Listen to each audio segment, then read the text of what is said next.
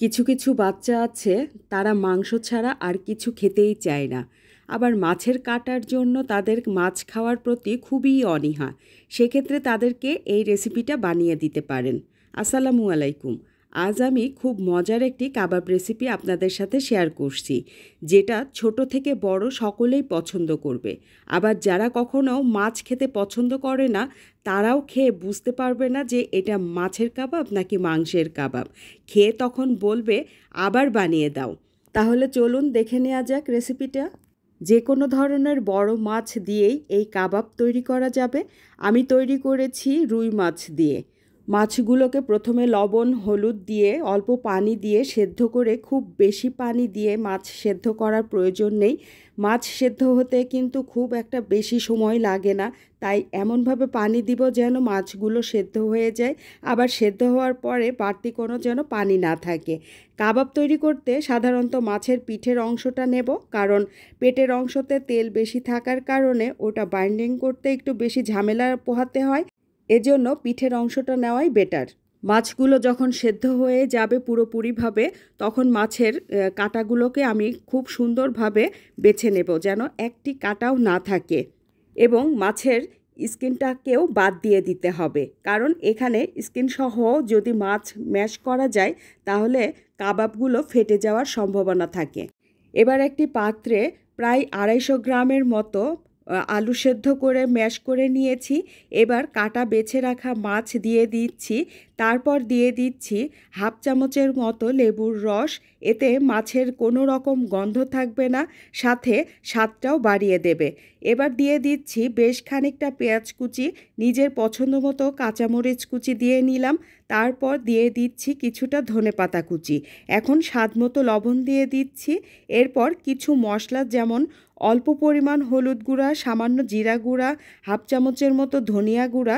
এখন দিয়ে নিচ্ছি আসল মশলা। কাবাবটা তৈরি করছি রাঁধুনি কাবাব মশলা দিয়ে, আর এই মশলাটা নিয়ে নিচ্ছি 1 টেবিল চামচ।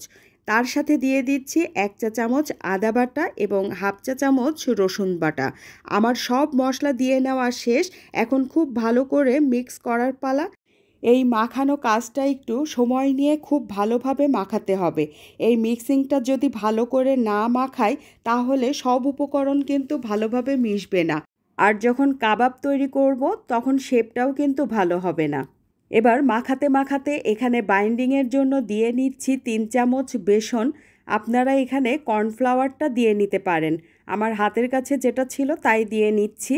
এবার খুব ভালো করে মাখিয়ে নেব। দেখুন, এভাবে মিক্সিংটা রেডি করে নিতে হবে। এবার শেপ দেওয়ার পালা। তবে শেপ দেওয়ার আগে অবশ্যই হাতে একটু তেল মেখে নিতে হবে, এতে করে মিক্সিংটা আমার হাতে লেগে যাবে না, আর কাবাবগুলোর শেপও সুন্দর হবে।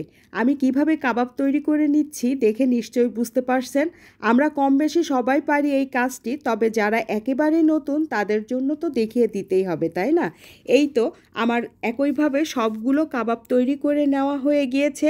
এখন দেখতে কি সুন্দর দেখাচ্ছে দেখুন।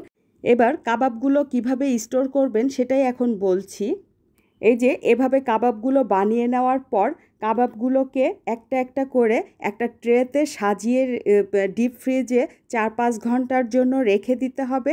যখন দেখব যে এটা বরফ আকৃতির হয়ে গেছে, শক্ত হয়ে গিয়েছে, তখন সেটা বের করে নিয়ে একটা জিপলক ব্যাগে বা একটা এয়ারটাইট বক্সে ভরে রেখে দিব।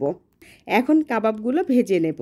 ভেজে নেওয়ার সময় তেলটা অবশ্যই খুব ভালো করে গরম করে নিতে হবে, আর কাবাবগুলো ছেড়ে দেওয়ার পর চুলার হিট কমিয়ে মিডিয়াম টু লোতে করে দিয়ে ভাজতে হবে। মাছও সেদ্ধ করা, আবার আলুও সেদ্ধ করা, এমন কিছু দিইনি যেটা কাঁচা অবস্থায় খাওয়া যাবে না, তাই এই কাবাবগুলো ভাজতেও তেমন একটা সময় লাগবে না।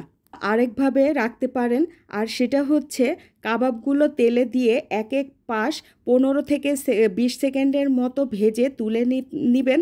পরে সম্পূর্ণভাবে রুম টেম্পারেচারে এনে তারপর কাবাবগুলোকে একটা একটা করে সাজিয়ে ডিপে রেখে দিতে হবে। যখন ঠান্ডা হয়ে বরফ আকৃতির হবে 4-5 ঘন্টা পর, তখন সেগুলোকে বের করে একটা বক্সে রেখে দিতে পারেন। এভাবে রেখে দিলে প্রায় 1 মাস তো খেতে পারবেন, তার বেশি সময় ধরেও কিন্তু এই কাবাবগুলো খেতে পারবেন ডিপে রেখে। আর যখন ভাজবেন তখন আধা ঘন্টা আগে বের করে রুম টেম্পারেচারে এনে তারপর ভাজবেন। কাবাবগুলো ভাজার সময় আরেকটা বিষয় মাথায় রাখবেন, আর সেটা হচ্ছে একসাথে গাদাগাদি করে কাবাবগুলো দিবেন না তেলে। এমনভাবে দেব যেন কাবাবগুলো একটা আরেকটার গায়ে লেগে না থাকে। অনেক সময় একসাথে অনেকগুলো কাবাব ভাজতে গেলে একটা আরেকটার গায়ে লেগে ফেটে যায়। আবার উল্টানোর সময় যথেষ্ট পরিমাণ স্পেস পায় না থাকার কারণেও কিন্তু কাবাবগুলো ফেটে যায়। আর এই ছোটোখাটো টিপসগুলো যদি আমরা মাথায় রাখি তাহলে দেখবেন কাবাব বা টিকিয়া ভাজার সময় আর কখনো ফেটে যাবে না। অসাধারণ একটা কাবাবের আইটেম এটা। আপনারা বিকেলে চায়ের সাথে স্ন্যাক্স হিসেবে এমনিও খেতে পারেন, আবার ভাত খিচুড়ি পোলাওয়ের সাথেও সার্ভ করতে পারবেন। আবার চাইলে বার্গারের পেটি হিসেবেও কিন্তু ব্যবহার করতে পারেন, সেই সাথে বাচ্চার স্কুলের টিফিন হিসেবে দিতে পারেন। সুযোগ পেলে অবশ্যই একবার বানিয়ে দেখতে পারেন। আশা করি আপনাদের কাছেও অনেক বেশি ভালো লাগবে। আর একবার বানিয়ে রাখলে দেখুন কত কাজে ব্যবহার করা যাচ্ছে।